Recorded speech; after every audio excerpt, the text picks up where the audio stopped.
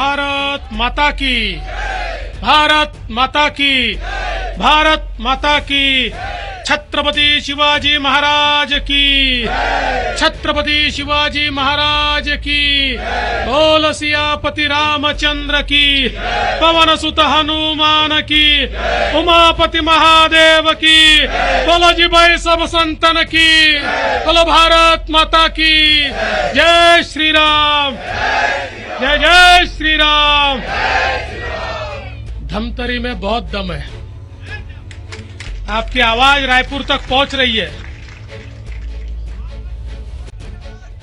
महाराष्ट्र तक तो पहुंचेगी ही।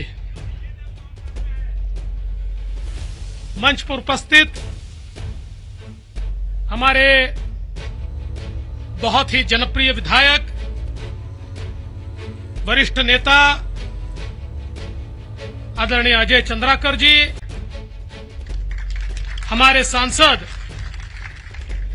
आदरणीय चुनीलाल साहू जी, हमारे प्रभारी दिलीप जायसवाल जी, हमारे सिहावा के उम्मीदवार श्री श्रावण मरकाम जी, धमतरी से हमारे विधायक और उम्मीदवार बहन रंजना साहू जी, मंच पर उपस्थित जगदीश रोहरा जी, शशि पवार जी, पिंकी शाह, कविंद्र जैन, निरंजन सिन्हा, प्रीतेश गांधी, अरविंदर मुंडी, निर्मल बराड़िया, प्रकाश गोलछा, मंचासीन सभी महानुभाव और उपस्थित सभी बहनों और भाइयों, सबसे पहले मैं बिलई माता, अंगार मोती माता, दंतेश्वरी माता, चंडी माता, सभी के चरणों में बहुत बहुत नमन करता हूं, सभी को बहुत बहुत प्रणाम करता हूं।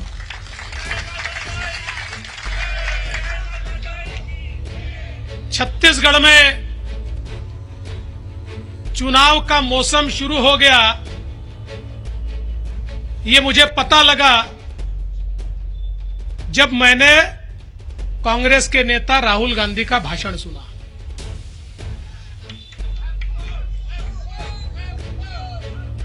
आपने गजनी करके एक पिक्चर देखी होगी,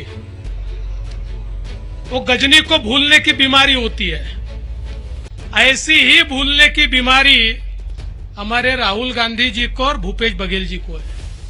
ये छत्तीसगढ़ के गजनी है, पिछले चुनाव में जो बोलते हैं 5 साल भूल जाते हैं और मानो बोला ही नहीं ऐसा वापिस वही बोलना शुरू कर देते हैं। अभी अजय जी ने हमको बताया, पिछले चुनाव में इनका नारा था न्याय। किसको मिला?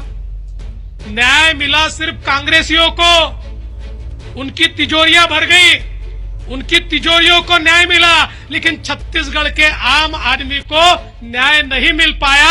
अब ये न्याय भूल गए और नया नारा लेकर यहां पर आ गए। ये कांग्रेसियों की नीयत और नीति कैसी है? एक हमारे कांग्रेसी चुनाव आया तो गांव पहुंच गए और बोले देखिए तुम्हारे गांव की सारी समस्या निपटा देंगे और तुम्हारे गांव में एक पुलिया भी बना देंगे। तो एक बूढ़े खड़े हुए बोले पुलिया कहाँ बनाओगे, न नदी है न नाला है। बोले कोई बात नहीं, चुनकर दीजिए, नदियां भी बना देंगे, नाला भी बना देंगे और पुलिया भी बना देंगे। तो ऐसे ये सारे गजनी अब वापिस छत्तीसगढ़ में आ रहे हैं। तो इनसे सवाल पूछना, 5 साल पहले जो जो कहा था उसमें से क्या किया बताइए, बताइए आपने क्या किया?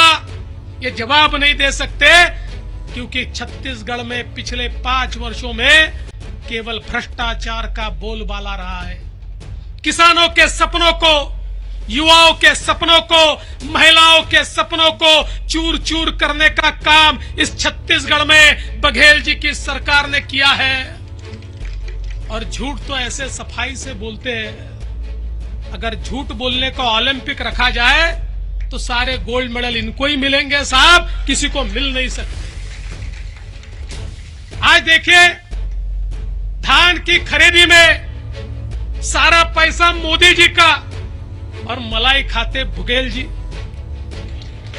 मोदी जी से पैसा लेते, उसमें अपना एक नया पैसा डालते नहीं है। बोलते 600 रुपया दूंगा, किसको देते पता नहीं है। सारा पैसा मोदी जी का, और उसमें भी जो धान खरीद होती है, धान कहां गायब हो जाती है पता ही नहीं चलता। धान की धान गायब हो जाती है, गोदामों से मिलों से धान गायब हो जाती है। ये छत्तीसगढ़ में किसानों के साथ और धान का घोटाला करके इस सरकार ने छलावा किया है।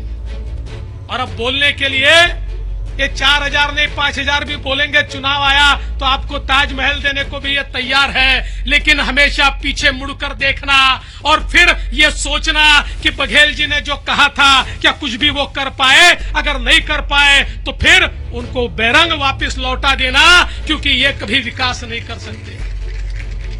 अभी अजय जी बता रहे थे शराब का घोटाला, ये तो छत्तीसगढ़ ने भैया घोटाले की नई फैक्ट्री निकाली है। दुनिया में, पूरे भारत में शराब में घोटाला होता था, इसलिए होलोग्राम आया। क्या बोल के आया था होलोग्राम? बोले होलोग्राम तो नोट जैसा है, जैसे नोट डुप्लीकेट नहीं बनती वैसा होलोग्राम है। ये लग गया तो नकली शराब नहीं बनेगी, सारा का सारा पैसा ये राज्य की तिजोरी में आएगा। लेकिन बघेल जी तो इतने मास्टर निकले, इन्होंने नकली होलोग्राम ही तैयार कर दिया। मानो नकली नोट तैयार हो गई, और गंदी शराब, घटिया शराब, ये शराब पर होलोग्राम लग गया और सरकारी शराब बना बना के उसको बेच दी। पैसा सरकार के खजाने में नहीं आया। अरे लोगों तो शराब के नाम पर जहर पिलाया, और जहर का सारा पैसा एक कांग्रेसियों के तिजोरी में चला गया। ये शराब का घोटाला करने वाले घोटालेबाज लोग हैं, हर चीज में घोटाला। अभी कोयले के घोटाले के बारे में बता रहे थे, किस प्रकार से जब तक गांधी जी का दर्शन नहीं होता कोयले की ट्रक आगे नहीं बढ़ती। हर ट्रक पे गांधी जी का दर्शन, असली गांधी जी नहीं, आपको पता है हरे वाले गांधी जी, वो हरे वाले गांधी जी का दर्शन लेकर ही ये पक्के गांधीवादी लोग हैं। ये सिर्फ नोटों पे गांधी जी का दर्शन करते हैं, और वो दर्शन हुआ कि तब ट्रक जाकर आगे बढ़ता है। इस छत्तीसगढ़ के अंदर जिस प्रकार से कोयले के कारोबार में इन्होंने हाथ काला किया है, मैं आपको यकीन से कहता हूं, अब इनका मुंह काला कीजिए, नहीं तो छत्तीसगढ़ का विकास ये कभी नहीं कर पाएंगे।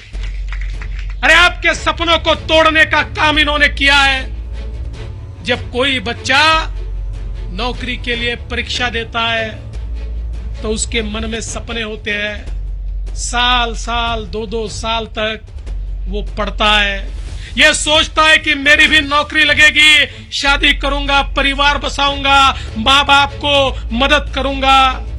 लेकिन उसे पता ही नहीं होता कि छत्तीसगढ़ में आप कितना भी पढ़ लो, आप कितना भी लिख लो, छत्तीसगढ़ में तो उसको ही नौकरी लगेगी जिसको बघेल साहब चाहेंगे। और बड़ा आश्चर्य होता है, अचानक कांग्रेसियों के बेटे और बेटियां ये होशियार हो जाते हैं। अचानक उनको इतनी बुद्धि आ जाती है कि उन्हीं के नाम नौकरी के लिस्ट में आ जाते हैं, और सालों साल जो पढ़ते हैं उनका नाम नहीं आता। ये हमारे युवाओं के सपनों को तोड़ने का काम बघेल जी आपने किया है। ये जो घोटाला आपने किया है, यहाँ पर जिन्होंने मेहनत की है उनके सपनों को चूर चूर करने का काम आपने किया है। केवल सिफारिश से नौकरियां लग रही है, केवल यहाँ पर जिस प्रकार से चीटिंग हो रही है उसके आधार पर यहाँ पर नौकरियां दी जा रही है। दोस्तों, ये होगा तो हमारी युवा पीढ़ी बर्बाद हो जाएगी। अरे युवाओं को नशे में डुबाकर यहाँ पर छत्तीसगढ़ को बर्बाद करने का काम चल रहा है। और वहीं आज फिर एक बार छत्तीसगढ़ के आदिवासी इलाकों में नक्सलवाद का सिर ऊंचा हो रहा है। जिस छत्तीसगढ़ को नक्सलवाद से बाहर निकालने का काम भाजपा की सरकार ने किया, पूरे देश में हमारे अमित भाई शाह के नेतृत्व में नक्सलवादियों से लड़ाई चल रही है। लेकिन छत्तीसगढ़ की सरकार तो चुनाव जीतने के लिए भी उनकी मदद लेने की कोशिश कर रही है। दोस्तों, जागना होगा। जो देश को बर्बाद करना चाहते हैं, हमारे आदिवासियों को बर्बाद करना चाहते हैं, ऐसे लोगों के साथ हाथ से हाथ मिलाकर अगर कोई सरकार काम करना चाहती है तो ये सरकार केवल छत्तीसगढ़ के लिए नहीं, ये देश के लिए भी खतरा पैदा कर रही है। इसलिए इस सरकार को यहां से हटाना ही होगा। आज हम लोग देख सकते हैं हमारे देश में जिस प्रकार से मोदी जी की सरकार में हमारे आदिवासियों के लिए योजनाएं चली, जिस प्रकार से आदिवासियों के विकास का विचार हुआ और देश के इतिहास में पहली बार एक हमारी आदिवासी महिला देश की राष्ट्रपति बनी, ये मोदी जी ने करके दिखाया कि आदिवासी सर्वोच्च स्थान पर जाकर बैठे और आज वहां से देश को चला रहे हैं। ये मोदी जी ने करके दिखाया है। दोस्तों, आज जिस प्रकार से हमारे भारत को मोदी जी ने बदलने का काम किया है, एक बदलता हुआ भारत है, एक ऐसा मजबूत भारत तैयार किया और ये मजबूत भारत तैयार करते समय मोदी जी ने गरीब कल्याण का एजेंडा चलाया। गरीब कल्याण के एजेंडे के तहत गरीबों को मकान मिले, गरीबों को गैस मिले, गरीबों के घर पानी पहुंचे, गरीबों के घर इलेक्ट्रिसिटी पहुंचे, गरीबों को रोजगार मिले, गरीबों को अनाज मिले, हमारे गरीब महिलाओं को रोजगार मिले, हमारे विश्वकर्माओं को रोजगार मिले। ये सारी चीजें गरीब कल्याण के एजेंडे के तहत हमारे मोदी जी ने इस देश के अंदर लाई और गरीबों का कल्याण करते हुए भी देश आगे बढ़ सकता है। ये मोदी जी ने दिखाया। जो भारत 10वीं अर्थव्यवस्था था, आज दुनिया की 5वीं सबसे बड़ी अर्थव्यवस्था बन गया और आने वाले दिनों में दुनिया की 3री सबसे बड़ी अर्थव्यवस्था हमारा भारत बनेगा। जिन अंग्रेजों ने 150 साल हम पर राज किया, अब उन अंग्रेजों को भी भारत ने पीछे छोड़ दिया। अब भारत उससे भी आगे चला गया। अब ये बढ़ने वाला भारत है, ये मोदी जी का भारत है, इसको कोई रोक नहीं सकता। कोई ये सवाल भी पूछ सकता है कि भाई साहब, अर्थव्यवस्था बड़ी हो गई तो क्या फायदा है? जब अर्थव्यवस्था बड़ी होती है तो रोजगार के अवसर तैयार होते हैं।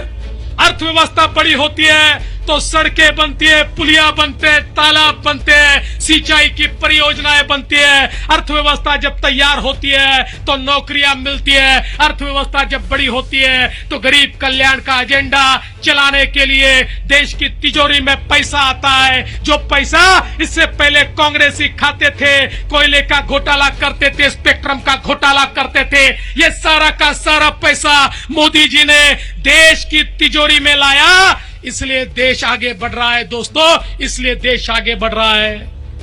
लेकिन छत्तीसगढ़ में तो जिस प्रकार से राजनीति हावी है, अरे मोदी जी कहते हैं छत्तीसगढ़ के गरीब को मकान देना है। मोदी जी छत्तीसगढ़ के गरीब के मकान के लिए पैसा भेजते हैं और भूपेश बघेल कहते हैं अरे ये मकान बन गया तो मोदी जी को वोट दे देगा, इसलिए इसका मकान रोक दो। 16 लाख मकान रोकने का पाप इस छत्तीसगढ़ में भूपेश बघेल जी ने किया है। अरे 16 लाख परिवारों को बेघर करने वाला, उनको झोपड़ों में रखने वाला, उनका आशियाना छीनने वाला, उनकी छत को नेस्तनाबूद करने वाला व्यक्ति कोई होगा तो वो भूपेश बघेल और कांग्रेस की सरकार है। ऐसे लोगों को यहाँ रखने का, रहने का और राज करने का अधिकार नहीं है। इसलिए आपसे निवेदन करने के लिए आया हूं। अरे देश मोदी जी के साथ चल रहा है, क्या छत्तीसगढ़ मोदी जी के साथ नहीं चलेगा? नहीं चलेगा।